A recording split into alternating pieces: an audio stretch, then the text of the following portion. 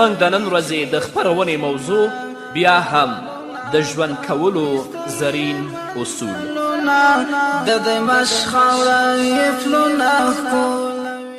بسم الله الرحمن الرحیم. الحمد لله رب العالمین حمد الشاکرین. الصلاة والسلام على سید الانبیاء والمرسلین سيدنا ونبينا وشفيعنا ومولانا محمد وعلى آله وأصحابه الطيبين الطاهرين. قدرمنو اوریدونکو د ژوند د لارې د خپرونې مینوالو، السلام علیکم ورحمة الله وبرکاته. ستاسو روغتیا او خوشحالي د پاک رب نه غواړم، په دې هیله چې د صحت او عافیت جامې پر تن ولرئ او خوشحالي مو په برخه وي. دا دی زه محمد یاسین فهیم د ژوند د لارې د خپرونې په وړاندې کولو کې ستاسو په خدمت کې یم. زموږ د نن ورځې د خپرونې موضوع بیا هم د ژوند کولو زرین اصول. درنو اوریدونکو، د ژوندانه د زرینو اصولو څخه یو اصل تیریدنه او بخښنه ده. په موږ او تاسو کې دغه بد عادت دی چې له وړې خبرې نه لویه خبره جوړه کړو او هغه بیا ډنډوره کوو. په کار خو دا ده چې موږ او تاسو خبره له پامه وغورځوو او ترې تیر شو او که چا کړي وي هغه ته بښنه وکړو. ځینې خلک بیا د تکبر او د غرور ښکار شي او د دې پر ځای چې چا غلطي کړې هغه ته بښنه وکړي، له بښنې انکار کوي. ځینې داسې خلک هم شته چې بل ته د تیریدنې په اصولو باندې د عمل نه کولو له امله ځان په عذاب کې ښکیل کړي. د سینې ځمکه یې د حسد او کینې له فصل څخه ډکوي او د حسد او کینې په همدغه اور کې خپل با ارزښته وخت تباه او برباد کړي. د حسد په ناروغي کې دغه عادت دی چې کله پرې کوم کس مبتلا شي نو تر ټولو وړاندې بربادوي. له دې امله زموږ رایه او زموږ توصیه دا ده چې ځان په خپل لاس مه بربادوئ، ځان په عذاب کې مه اچوئ.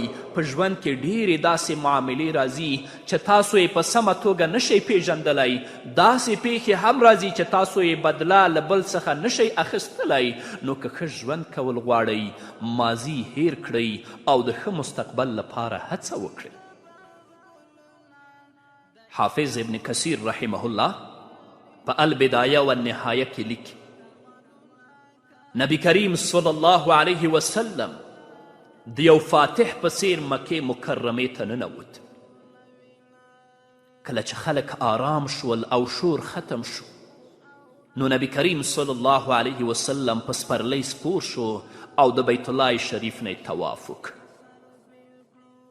بیا عثمان بن طلحه رضی الله تعالی عنه را وغوښت او له هغه نه د کعبې شریفې کیلي واخیسته، قلف خلاص که او کعبې شریفې ته ننوت. رسول الله صلی الله علیه وسلم په بیت الله کې د فرښتو او نورو اشیاو هغه انځورونه ولیدل چې خلکو له ځانه جوړ کړي وه. د ابراهیم علیه الصلاة وسلام هغه انځور هم ولید چې د دار غشه په لاسو او د قسمت حال معلومه و. چې انځور ولید نو ویل الله دې دا انځورګر تباه کړي. هغه زموږ د مشر څخه د غشي په وسیله د قسمت د حال معلومونکی جوړ کړی. د ابراهیم علیه الصلاة وسلام له دې کارونو سره څه کار؟ ابراهیم علیه السلام نه یهودي و او نه نصرانی، بلکه هغه یو قوي موحد و او په توحید باندې ولاړ انسان و او له مشرکانو څخه نه و. بیا د نبی کریم صلی الله علیه وسلم په امر سره هغه ټول انځورونه مات شول. رسول الله صلی الله علیه وسلم په کعبه کې د لرګي څخه جوړه شوې کوتره هم وموندله چې بیا یې په خپلو مبارکو لاسونو سره ماته کړه او هخوا یې ګزار کړله. بیا رسول الله صلی الله علیه وسلم د کعبې په دروازه کې ودرید. ټول مسلمانان او کافران د باندې ولاړو. رسول الله صلی الله علیه وسلم دوه رکاته لمونځ په کعبه کې وکه او بیا د زمزم په لور روان شو. چینه یې ولیدله، اوبه یې ترې وڅښلې، اودس یې پرې هم وکه. رسول الله صلی الله علیه وسلم چې په کومو اوبو اودس کوه، له هغې څخه به چې په ځمکه اوبه پرېوتلې، په هغې خلک راټول شول، اوبه یې ځمکې ته نه پرېښودلې. مشرکینو چې دا حال ولید نو وی ویل موږ تر اوسه پورې هیڅ داسې پادشاه نه دی لیدلی چې عوام ورسره دومره مینه ولري. له دې وروسته نبی کریم صلی الله علیه وسلم د مقام ابراهیم په لور چې له کعبې سره متصل و ورغی او هغه یې له کعبې څخه لږ لرې که. بیا د کعبې په دروازه کې ودرېد، په خلکو یې نظر واچوه او وی ویل له الله رب العزت څخه پرته بل هیڅ معبود نشته، هغه یوازې دی، شریک نه لري. هغه خپله وعده پوره کړه، د خپل بنده سره یې مرسته وکړه، هغه یوازې ټولو لښکرو ته ماته ورکړه. رسول الله صلی الله علیه وسلم په دې خطبه کې ځینې نورې خبرې هم وکړي.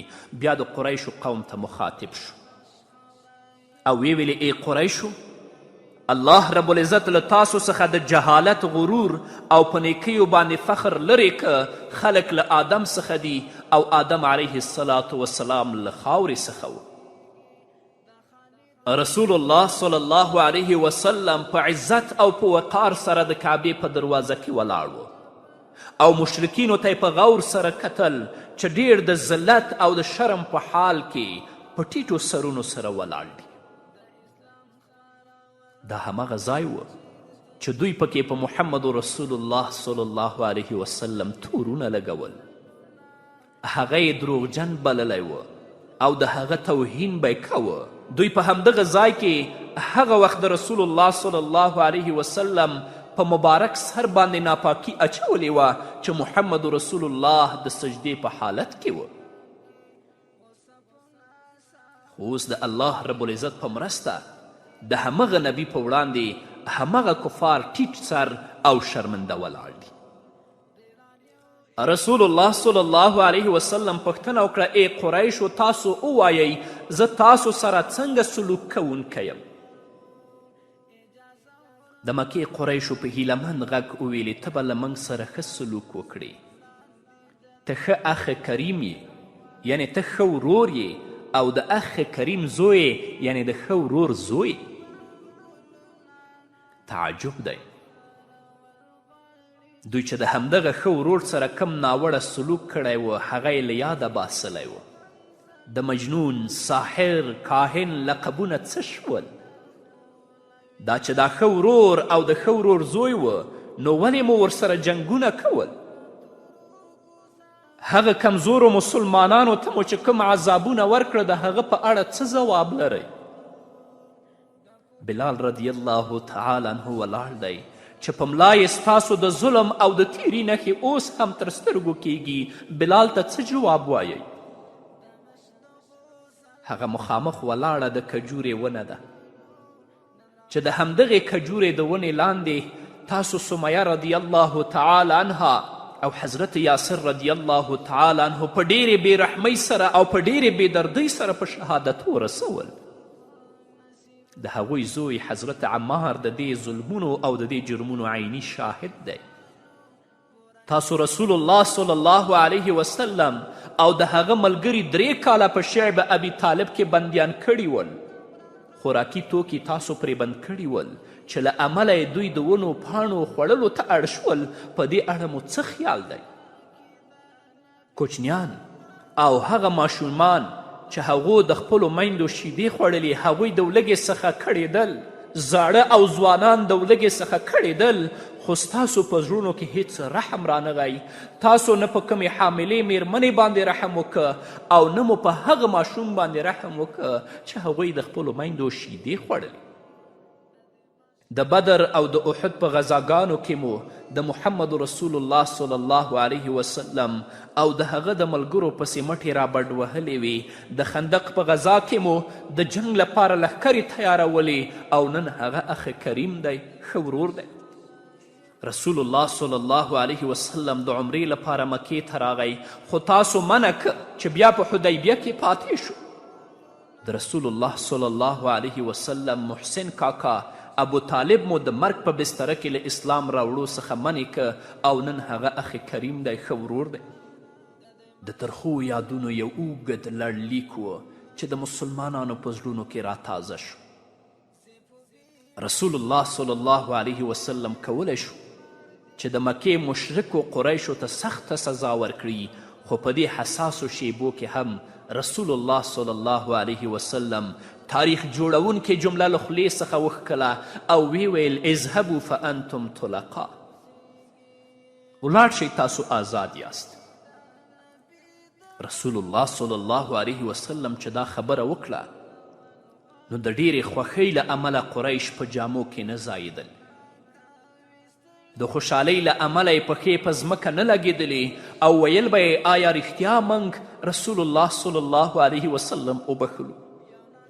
هغوی یقین هم نشو کولی چې نبی کریم صلی الله علیه وسلم به بخلي وي. بیا محمد رسول الله صلی الله علیه وسلم د کعبې شریفې په شاوخوا باندې نظر وکړ. 360 بوتان و چې له امله یې خلکو الله رب العزت پریښی و او د دوی عبادت به یې کوه. رسول الله صلی الله علیه وسلم په خپلو مبارکو لاسونو باندې دغه بوتان وهل او ماتول وی. د مکې ډیر قریش په خپلو ځایونو پاتې و، خو د قریشو څو سرکشه او سرغنه باغي کسان چې د تاریخ پاڼې تورې وې د محمد رسول الله صلی الله علیه وسلم له راتګ څخه وړاندې له مکې څخه تښتېدلي وو.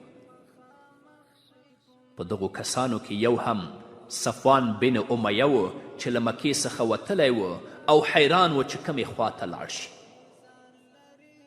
آخر جدې ته روان شو چې له همغه ځایه د سمندر له لارې د یمن په لور اراده کړې وه.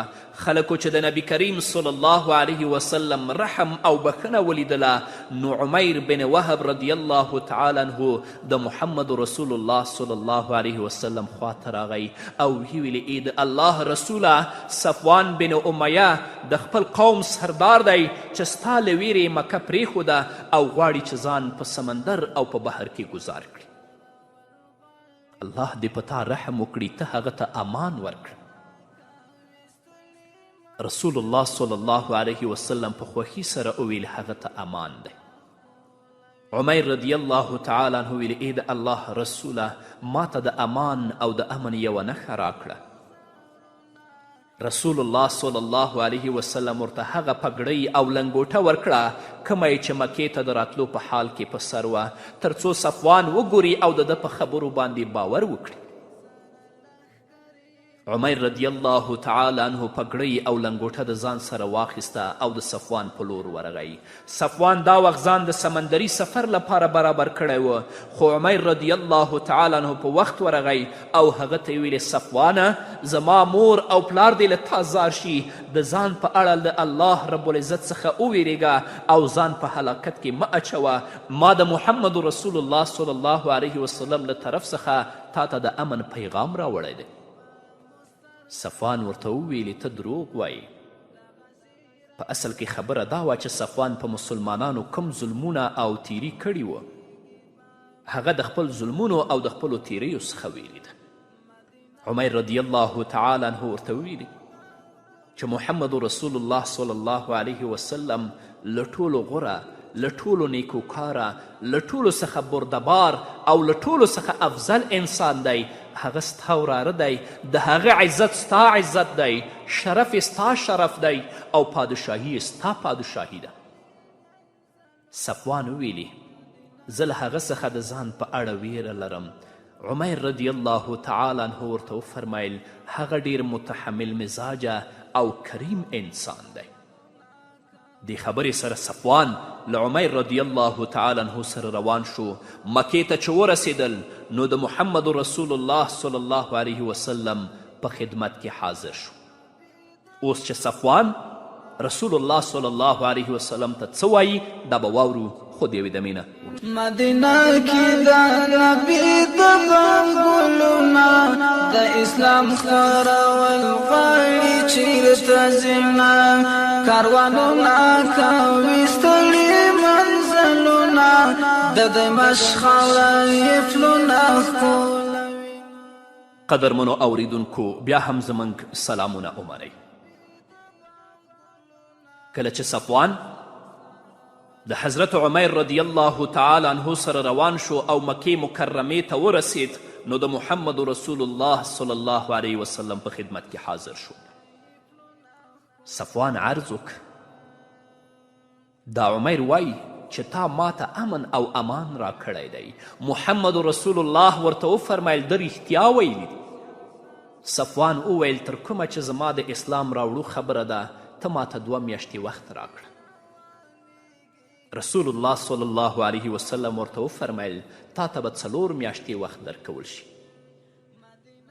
2 ورځې وروسته صفوان بن امیه مسلمان شو. دا چې د ماضي ترخې شیبې هیرې کړی شي او خلک معاف کړی شي څومره ښه عادت دی. پرته له شکه چې د دې عادتونو خپلول د لویو خلکو کار دی چې د خپلو ښو او لوړو اخلاقو په وسیله د حسد او د کینې په څیر له بېځایه او بیکاره عادتونو څخه ډیر لوړ وي. ژوند ډیر لنډ او تنګ دی نو په دومره لنډ او تنګ ژوند کې حسد او کینې ته ځای ورکول او هغه پالل دا د کم عقلو او د جاهلو خلکو کار دی. د مسند احمد حدیث دی. مقداد بن اسود رضی الله تعالی عنه وای زه او زما 2 ملګري مدینې منورې ته راغلو.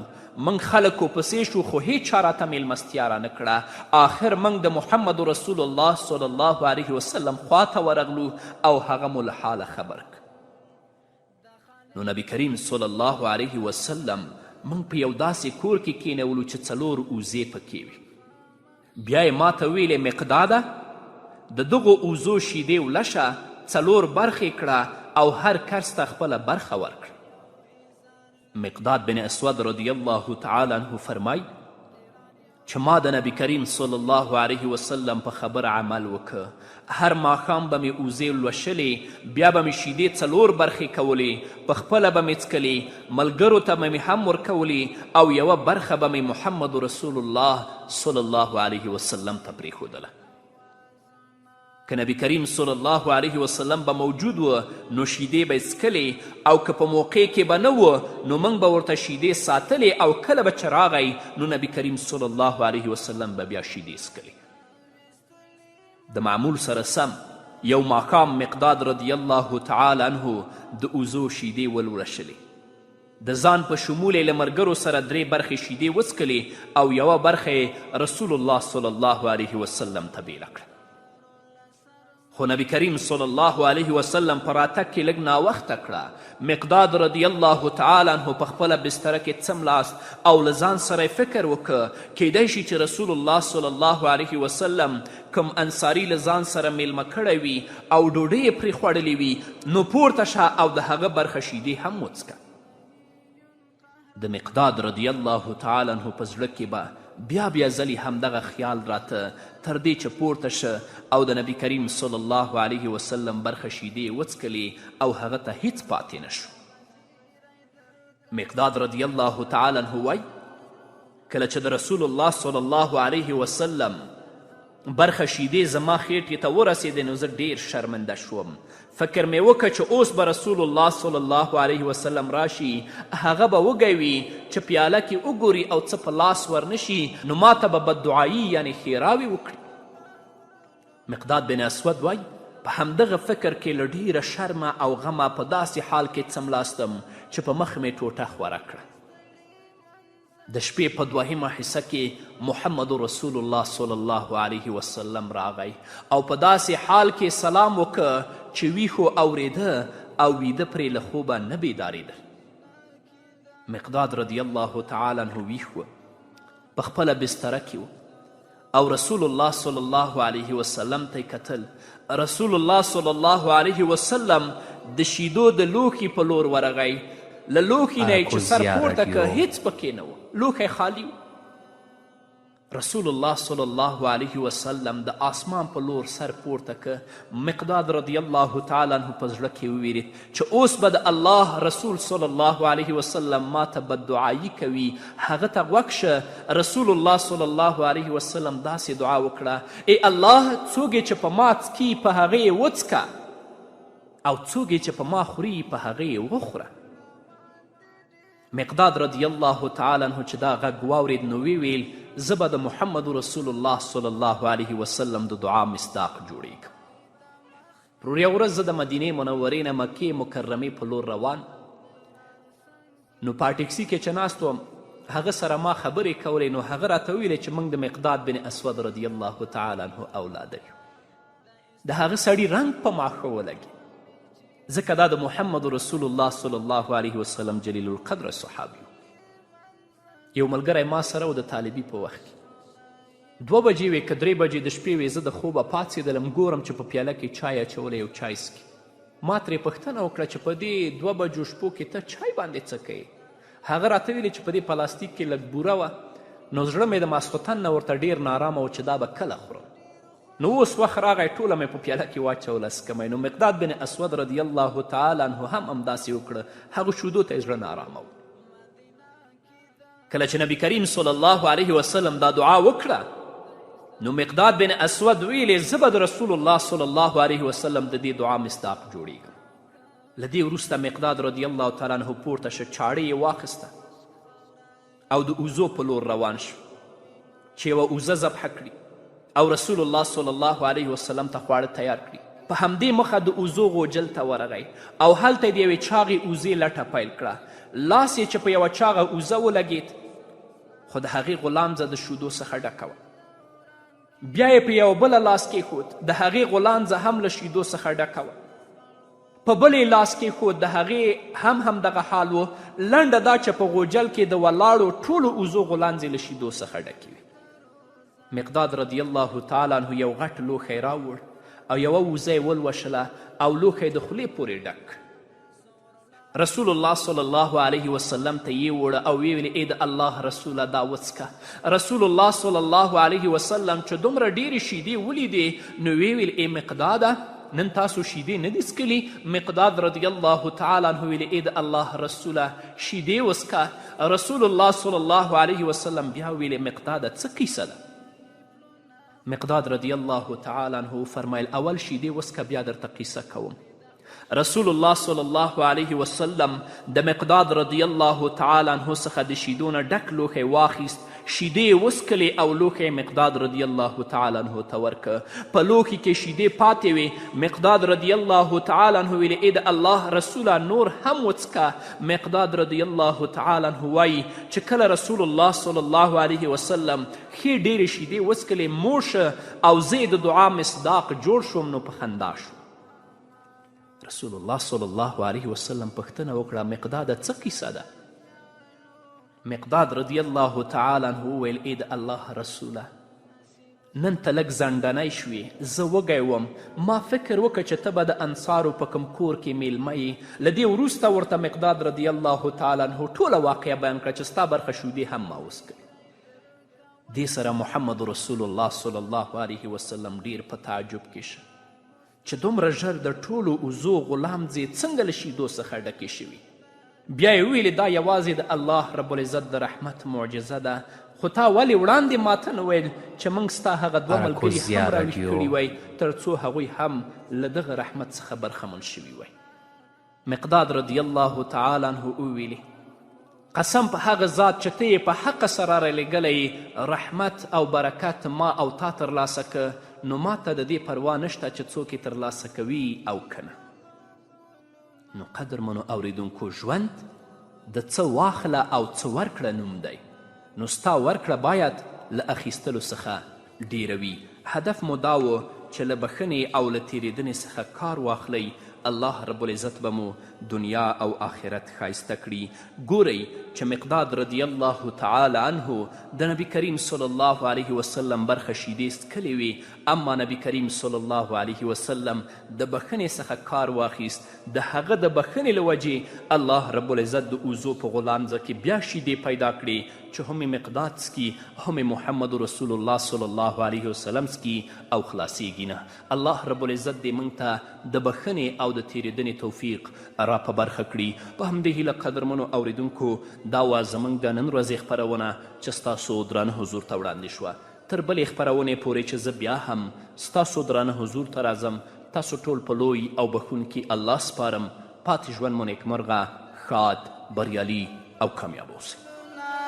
د اسلام خپرول غواړي چیرته ځینه کاروانونه کوي ستړي منزلونه د دمشق خاوره یې پلونه ښکلوینه یو ناڅاپه لوی لښکر یې سو په سترګو عبیدالله که زمری هېڅ نه تم کېږي د خالد په ورتلو ډېر خوشحاله کېږي د معاذ ابن هي الحلقات تحفظني بآيات من القرآن هي الحلقات محسن قراءات مركز بالمصطفى العدنان هي الحلقات تحفظني بآيات په محسن قرائت مرکز کې د قرآن کریم ختمونه، ترجمې، د نړۍ د مشهور قاریانو په ښکلي اوازو کې قرائتونه، د جیدو علماء کرامو اصلاحي بیانونه او صوتي درسي کتابونه،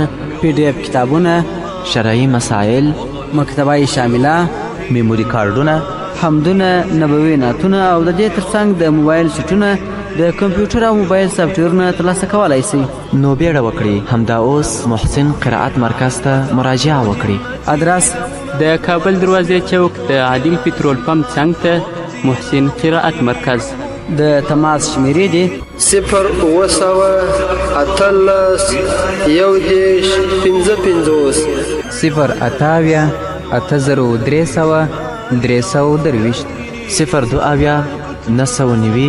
080-350-320 بآيات من القرآن هي الحلقات تملأ